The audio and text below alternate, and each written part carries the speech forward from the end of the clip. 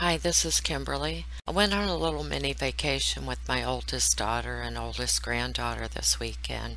Yes, I came out of my winter funk to actually not only go out of the house, but outside as well.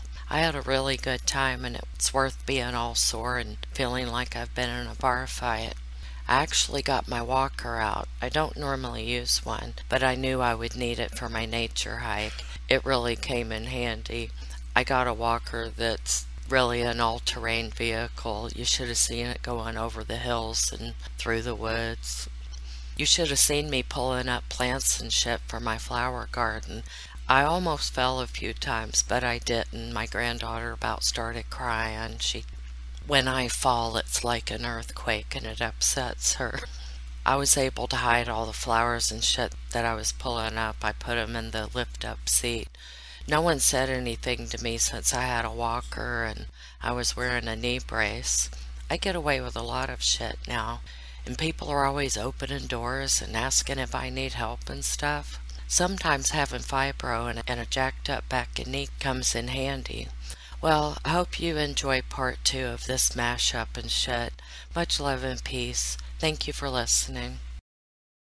We begin this chapter at 6 a.m. on Wednesday, August 15th, 2018, for a bright and early search of the Watts residence. CW consented to the search and was like, yeah man, go ahead. First thing they did when they got into the house was let poor Dieter out of his kennel and put him in the backyard to go potty and stretch his little Dotson legs. Plus he was probably barking his head off trying to explain what he heard and saw a couple of days earlier, but sadly no one spoke his language. I shudder to think what it was like for Dieter all summer while Romeo was playing hocus pocus and buck wilding with Nikki. Every single trash can in the house had been emptied. All of the trash bags from the bathroom and such had been put into the kitchen trash, along with a bedsheet and pillowcases. Knucklehead's level of genius just continues to astound me. Why did he put that shit in the kitchen trash and then leave it there? Was he conditioned to not waste trash bags? His bulb is a little low on the wattage for being named a Watt. Asshole threw it away without even opening it. Shanann had sent it to her dumbass husband as an attempt to save the marriage. Maybe the old snowflake Chris would have given this a shot, but not this newly, full of himself, chiseled out version. The author says that even Coder had pointed out to him that oftentimes when someone improves their appearance so drastically that there is a new love interest behind it, and Chris made the ludicrous statement that he and Shanann would have discussed it first. Is he dead from the neck up? What a dumbass. He really lacks the intelligence of the normal sector of the human population. No, he did not and would not discuss Nikki Kessinger with his wife. Can you even imagine how that conversation would go? Chris would have been doing his best to duck left and right as his knees were knocking together with fear, and Shanann chased him around the downstairs, throwing those expensive, still not paid for vases and fancy works of art at his bonehead. And while he was cleaning that shit up, she would have come up behind him and clobbered him with one of those expensive-ass, heavy-ass frying pans from Williams-Sonoma to finish him off. She was flipping her shit and having a nervous breakdown. Again, Miss Lena said that, not me. I'm not getting the similarities. They both are persons of questionable intelligence. Shanann and the girls were gone. She assumed they had a squabble, and Jackwagon said she left her wedding rings behind, and what should he do with them? And she was well, pawn them, man. NK was hoping the public would be all Amber Fry and shit on her ass, sympathetic and stuff, due to this unfortunate event. And NK went all panic mode, thinking CW would have a motive to make his family vamoosh. And she was oh man, people are gonna freak out and flip the fuck out on me for sleeping with a married man. So she was started mad searching on her phone. Then she started deleting every fucking thing she could think of off of her phone. She was kind of embarrassed and feeling uneasily self-conscious of the raunchiness of of some of the texts and like the lewd pictures, but like it's like not what it seems like. She was all like quaking and shook, so Nikki like called her daddy and was like saying like, "Daddy, help me."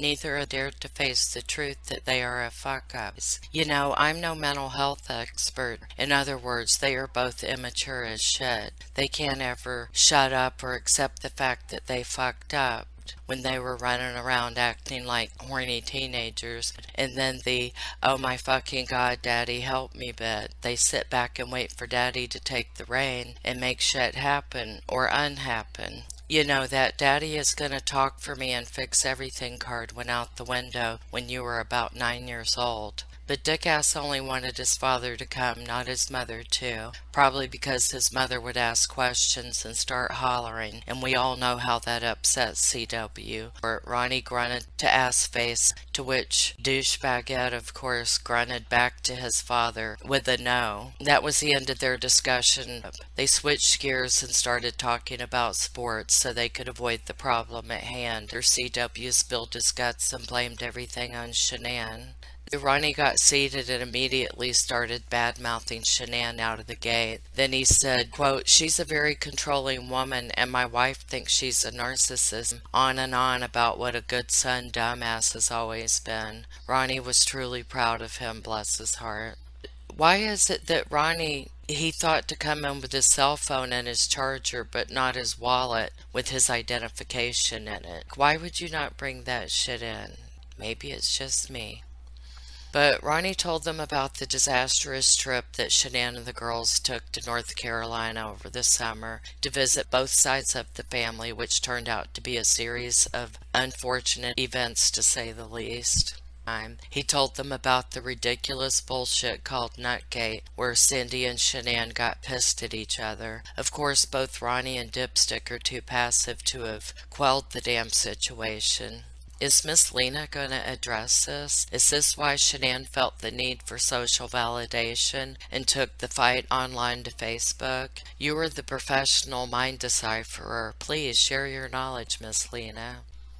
He definitely wanted to hear more about the blow-up between Cindy and Shanann, and of course they did not respond back. Ronnie speculates that Shanann was reaching out to them.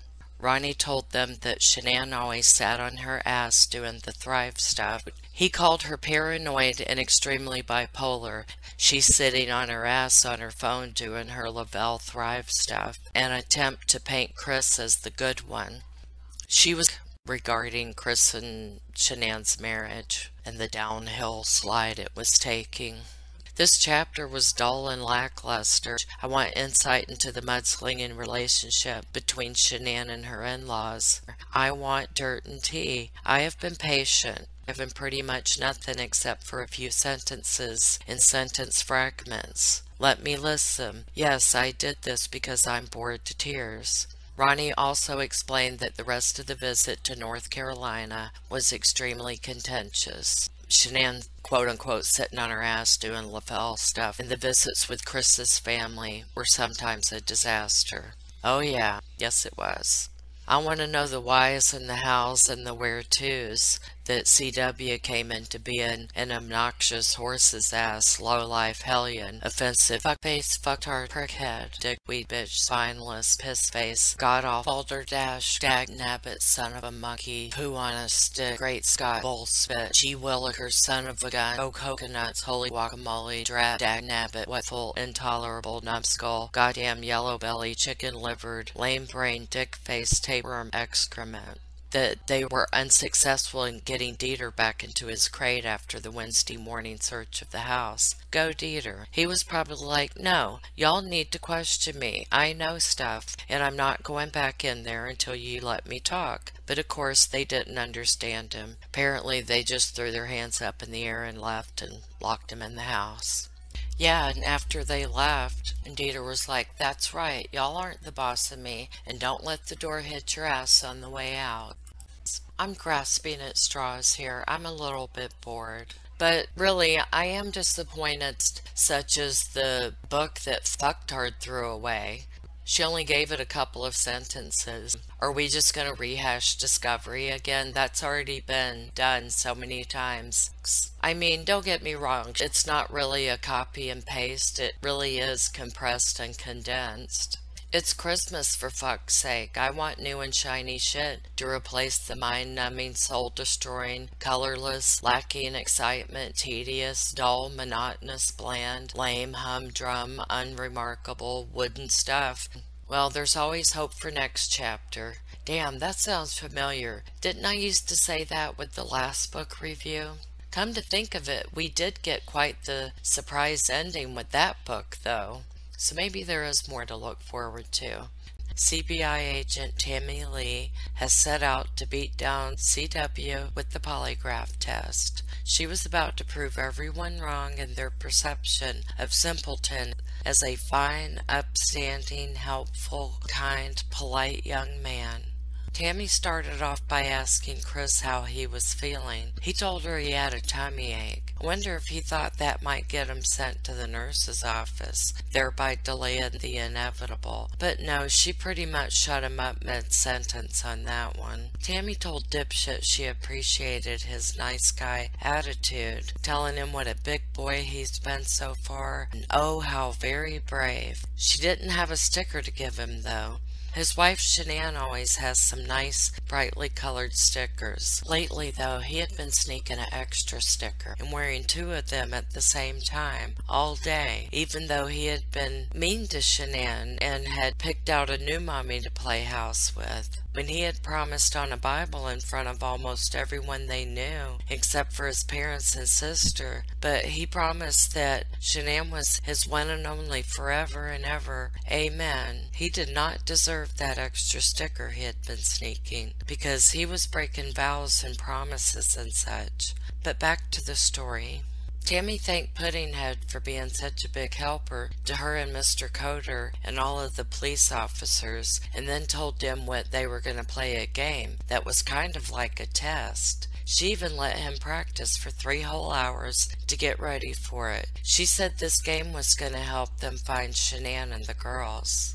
Tammy was looking around for some stickers, but found that she had something even cooler than that. They were these little things to clip onto CW's fingers. Depending on how nervous and trembling the ninny was feeling inside, it would make the needle on the record player jump. It was a bit like one of those finger art games that he and Cece would doodle on when Shanann would let him have iPad time after dinner. So he thought he might be able to win this game, but something inside him told him that he wouldn't. Before the game started, Tammy read the rules of the game. They were called Miranda rights. She told him he didn't have to play if he didn't want to, and that they were going to record it, because they might want to show other people later, or prove something he said. If he lost the game, other people might want to come and talk to him about it. They would review the recording to make sure Tammy played fair and didn't trick him.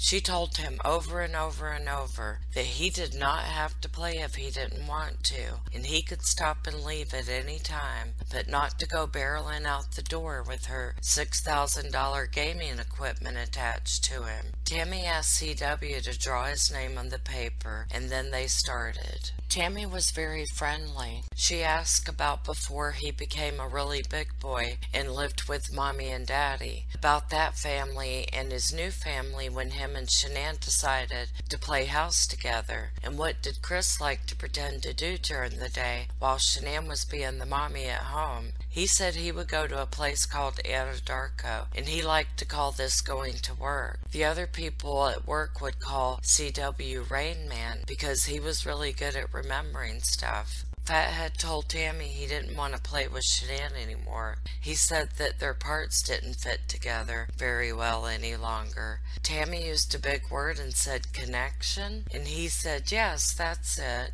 And that the last time he and Shanann hugged each other really hard, they got a new baby in Shanann's tummy. Chris started talking bullshit. Tammy asked him if Shanann had come right out and asked him if he was doing that secret stuff with someone other than her, and Birdbrain lied, 'cause he's a fraidy cat. He was too intimidated to tell her about his new friend Nikki. He was keeping that a secret. Chris liked lying. It was fun. Then CW. Well, once he started lying, it became easier and easier. Soon they were just flying out of his mouth. But I know the real reason Half-Wit sounded out of breath whenever he would answer the phone. Him and Nikki would play circus with their clothes off. Nikki liked to show off her acrobatic skills to CW. She had learned some keen moves in yoga class, and she had become quite flexible. And ever since they started doing that, he had lost interest in playing with Shanann. But he didn't want to tell her because she would get pissed off that they had been taking their clothes off. And he was in the middle of making bad choices and fucking up his and everyone's lives around them. It had become quite a quandary, and he was tired of everyone wanting to talk to him about it. They had a bit of a squabble, and then he put on his Bob the Builder boots and outfit and went off to work. Tammy started asking a lot of questions, and it was making CW's tummy ache even more. It reminded him of when he lived with Mommy and Daddy, and Mommy would get on her hands and knees and shout and peek through the crack under the bathroom door, and would ask him what he was doing and all kinds of hard questions that he didn't want to answer. Tammy was being just like Mommy, with asking all kinds of nosy questions.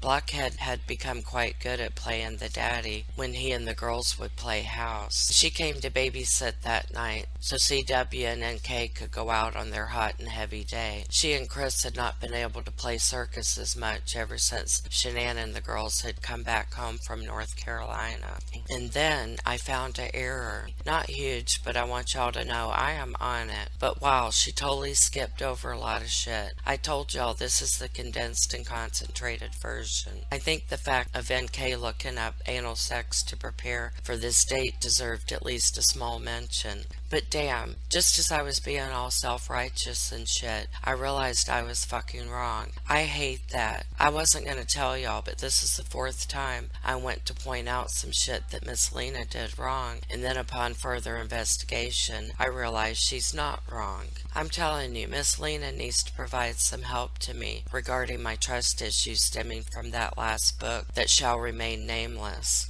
Okay, let me explain why I am wrong and why Miss Lena, as usual, is right. What the fuck happened over the weekend? Not the real version. So this is the fib, the cock and bull story he was telling to Tammy. Now I get it.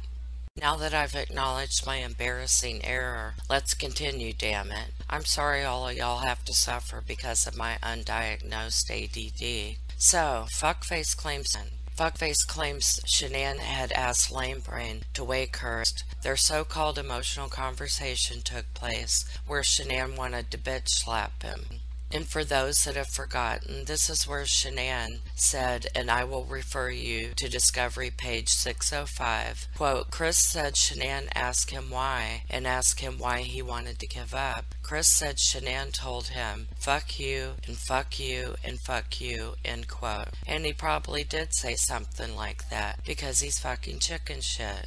He's such a dumb fuck, Fraggle Rock, asswipe, earwax eating, jeepers, idiot, fool, HE double hockey sticks, despicable, repugnant, dumbass, chicken fucker, great Scott, dimwad, booger flicking, beyond the pale dickhead, dipshit, horrifying, wonky wanker, obnoxious, lick spittle, nauseating, annoying, rotten, unpleasant, fungus dripping, bottom of the barrel sludge, fucktard, eat shit man. What a fucking loser. He was going above and beyond with his stupidity that day. Shanann accused his dumbass of being a cheater. Then Tammy started playing not so nice. She was asking him hard questions, like did he think if her fancy game thing would be able to tell if he was lying about causing Shanann and the girls' disappearance. He pretended to be chilled out and shit. He kinda knew how to pretend because him and Nikki had gotten into these role-playing games lately. But he was failing. He did a belly flop and started babbling. She asked him ways that he could make someone disappear. He came out with an incomprehensible stream of words that seemed to just stop and hang in the air. Like when he said hitman. Hitman? Tammy prompted. I'm just being honest, Chris said. That's what I want, Tammy told him. You would hire somebody, or you would have somebody you know that would do it. It's a hard question to answer, Chris said, laughing, because I had nothing to do with the disappearance. If you're asking how I would do it, how did Agent Tammy Lee keep that deadpan look on her face?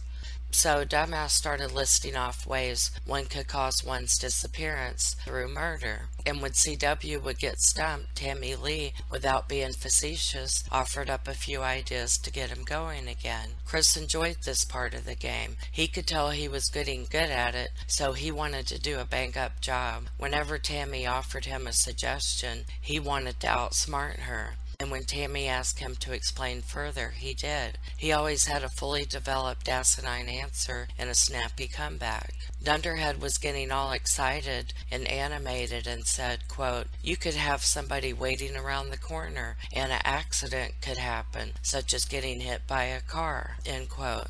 Tammy mentioned you could kidnap someone, and Chris added that you could take someone somewhere and torture them by leaving them without food or water. Chris continued by saying that you could beat someone to death or poison them. Then Tammy went all kind of hostile on him, probably because she knew she was winning the game. Tammy said, "Chris, I just want to know if you're the one who caused Shenan's physical disappearance." CW got all vexed and annoyed. He wanted to just take those gaming pieces off of his hands, slam her laptop closed, and storm out of there.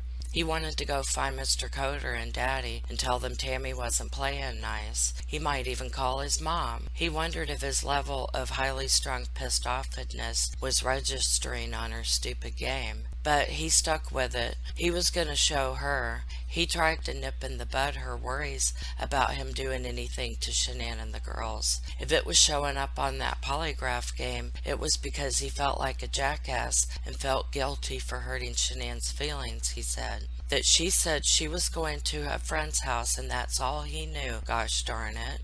And Tammy asked him one last time, "Do you know where Shanann is now?" He said, "I don't." And he wondered if the game with Tammy was over. He was getting tired and hungry, and he started to wonder where Daddy was. And just to publicly address some of the dumbest of dumbass comments that I've gotten over the last several days, I swear the holidays and the upcoming full moon has brought out the crazies. They're just coming out of the woodwork. And I just want to say again, on my channel, if I have to explain it to you, that means you don't get sarcasm and dry humor. It can't be explained. You either get it or you don't.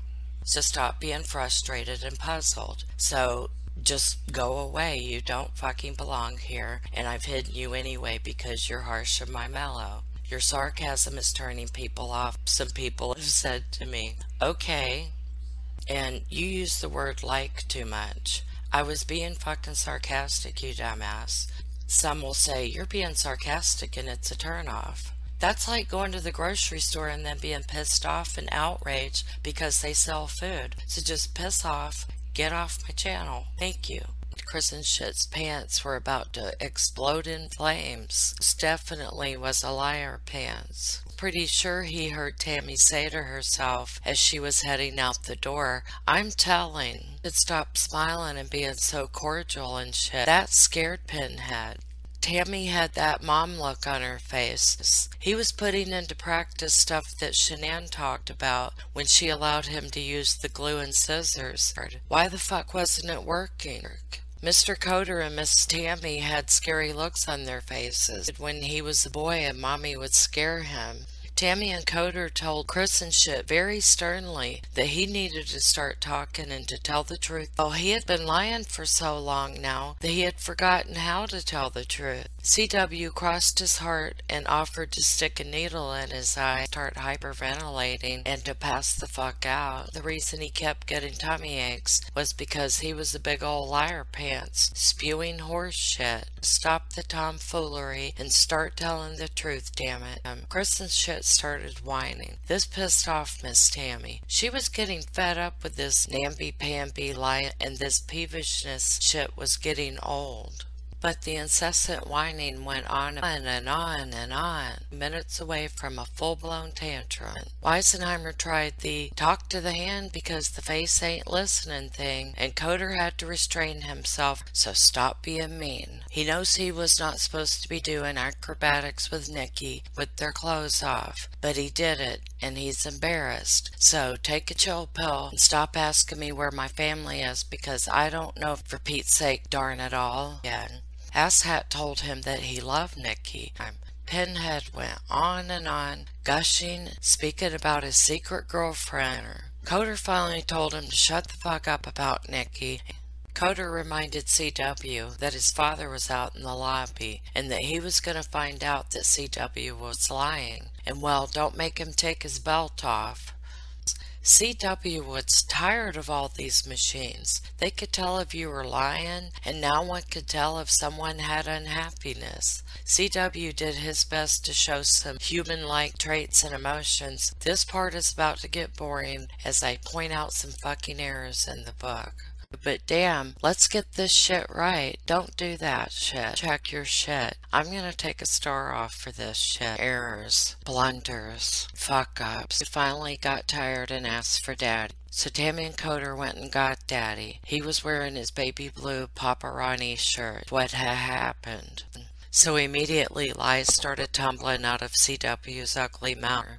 But Ronnie asked his dim-witted son for more detail. If that had been my son, I would have developed one of those impulsive violence episodes and slapped the fucking shit out of him, upside and back and top of his bankrupt head, and said, fucking tell me what the goddamn hell happened. Right now, goddammit. But Papa Ronnie is more mellow. He is flipping the fuck out in his own little way. Ronnie, bless his heart, believed what Numbskull told him, rehashing the same fucking story. I am still very bored. And now I am pissed, but even I can see that. For Pete's sake, for crying out loud. I want some fucking deeper insight, because her and Chris and shit can't do anything without Daddy. Maybe that's why this is called My Daddy is a Hero, or whatever that shit is, Zero. I'm tired of this. This chapter is long as hell. Once I found out she got the shit wrong. See why I have trust issues? Just when I thought I should start trusting her, she fucked up the chapter. Nikki was wearing her thin dark hair in a messy ponytail. It looked as if she had not washed it in days, and the rest of her appearance seemed in equal disarray, and she had bags under her eyelids. Yeah, she was sending him nude selfies, told him to patch shit up with Shanann, and then got pissed off asking if he was sleeping with her. You mean his wife? He found a note that said, son, if you stop by, we're at the beach. Do people still leave notes? Why didn't they send him a text? Is this true about the note? Does anyone know? Please tell me in the comments if you know about this. I don't recall that they left son a note. Interview. Of course, I couldn't listen to the whole damn thing because it was getting on my last damn nerve. Her stupid ass fake crying and shit. No, I just couldn't. And she just started being pretty mean. That is meaner than just plain mean. NK asked shitbag if he believed Shanann was pregnant, and Fuckface said she was showing. For some asinine reason, Shanann was trying to trick him, and maybe she said she was pregnant out of spite and really wasn't. Does any of this shit make sense? No, it doesn't. So on Tuesday during her lunch break, NK searched the entire internet and found out that Shanann was 15 weeks pregnant. She became alarmed as hell, and she didn't know anything about the pregnancy beforehand. So she confronted Dumbass, and Chris was like, does this, ruin our relationship? Because he was like, I looked it up on the interwebs, and I think I'm in love with you. Because I didn't know what that funny feeling was, and I thought I might need to go to the doctor for an STD or something And Nikki just cut him out of her life. She told Pinhead to go fuck himself. He was confused and wondered if that meant she was feeling amorous. Dunderhead wasn't getting it, so Nikki told him to stop lying to her and to go to fucking hell. Shithead was taken aback and didn't understand why Nikki was so cross with him. It looked like he did not have a soul. Well, that's because his dumbass had recently sold it to the devil. And then I found this in the discovery, and I need someone to explain it to me. Confusion and the pandemonium is affecting me, and I need help in figuring out what in God's name this is talking about. What? Is she fucking high? What does that even mean? I mean, no one seemed bothered about being basically out of money. They had court coming up for their non-paid HOA dues. Mortgage was late. They were 3 years out from a bankruptcy. Nothing effing changed. Did they ever talk about running out of money? About how they were going to pay for school/daycare? About tightening up their effing bootstraps? About how they were going to rob Peter to pay Paul? Nicole said she is very financially stable, and Chris said he did not know women like her existed. That little damsel just may be onto something. Why was Chris and shit blabbing all of their financial business to her? Land sakes alive, I have gotten way off topic. However, and isn't it ironic that I was just bitching about Chris and shit, blabbing all of his and Shanann's financial business to NK, and then I turn around and tell you where you can go to get more detailed information and really dig deep into their finances. Oh well, I learned this kind of shit from my mom. May God rest her beautiful soul. Yeah, the discovery documents. Oh hell, let's call it what it is. It was a freaking shit show. Now remember, a shit show is not to be confused with a clusterfuck. Clusterfucks are preventable. If you will remember, Letters from Christopher is an excellent example of a clusterfuck. Fueled with impatience and incompetence, you have the makings of a perfectly formed clusterfuck. Now, the shit show was what happened when the discovery was made public. This shit was badly organized, unpleasant, and full of confusion. The author does a better job of piecing shit together as far as making the story flow. Miss Lena, please make me impressed. I am not impressed. Nor am I impressed with Chris and shit being a fucktard reject dodo bird, ass cactus, stupid head, fuck lunkhead loser, wide dick, wide schmuck, sloth, piss in the wind, foolish, contemptible, dunderhead, couldn't organize a piss up in a brewery, butt slug, clumsy, fuck up blowhard, doesn't know his ass from his elbow, bitch face, douche lord, shit lord, doo-doo head, blowhard, asshole weed, mushball head, half-ass dipshit, poop head, dickweed, you suck, dirty donkey balls. I'm tired from doing this video. It took all fucking day, and I'm starting to feel dizzy and shit.